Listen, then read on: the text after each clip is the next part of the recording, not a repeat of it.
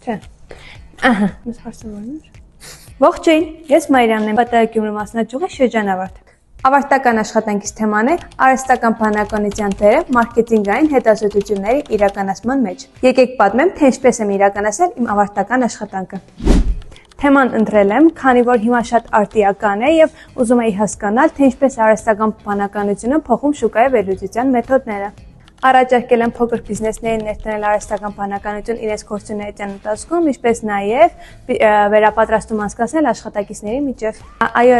շատ առաջարկներով եմ հանդես եկել։ Նրանցից ամենակարևորը Հայաստանում արհեստական բանականությանը վերաբերվել ոչ միայն գործիք, այլ ժամանակի միտում։ Ամենաբարձր տվյալների հավաքագրումներ հայկական շուկայում։